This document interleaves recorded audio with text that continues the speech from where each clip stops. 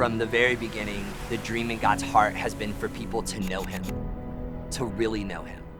This is the story of the scriptures. From Eden to Calvary, God has gone to great lengths to run after his runaway creation.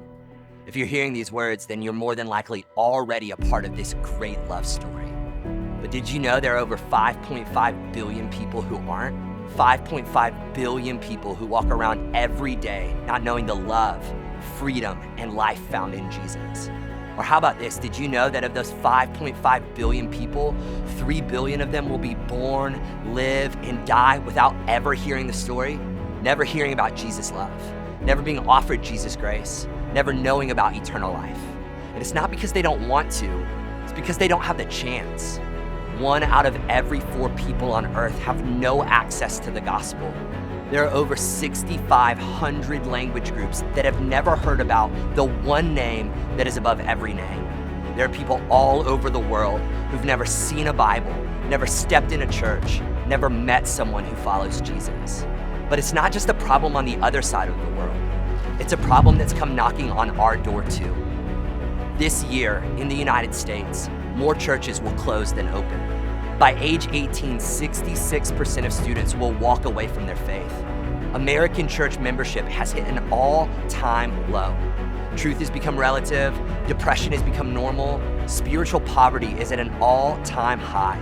The world is desperate. It's time for the church to wake up. 1,990 years ago, Jesus gave us a solution to all this madness. 1,990 years ago, Jesus showed us how to change the world. And 1,990 years ago, Jesus showed us it doesn't just happen with microphones, on stages, or underneath the lights. It happens with everyday revolutionaries, people just like you. We are 10 years away from celebrating the 2,000-year anniversary of Jesus' Great Commission mandate. The clock is ticking. The time is now. Do you ever wonder if life is really just supposed to be a never-ending rerun of inconsequential events? Wake up, go to work, come home, go to sleep, do it again the next day, make a paycheck, upgrade the next toy, sit on a beach.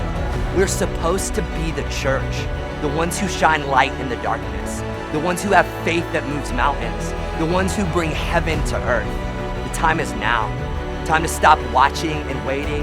Time to quit living as if the purpose of life is to arrive safely at death. Time to go. Time to know the one person and one thing we were created for. Time to follow the pioneers who've gone before us. Time to lead a movement of lasting change in our day.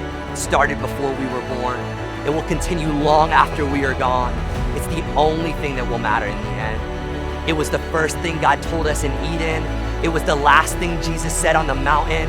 It will be the first question he asks us when we see him again. Multiply. Go and make disciples.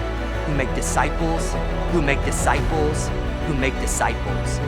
Become a multiplying movement of everyday revolutionaries who give our lives for others to experience the fullness of the kingdom.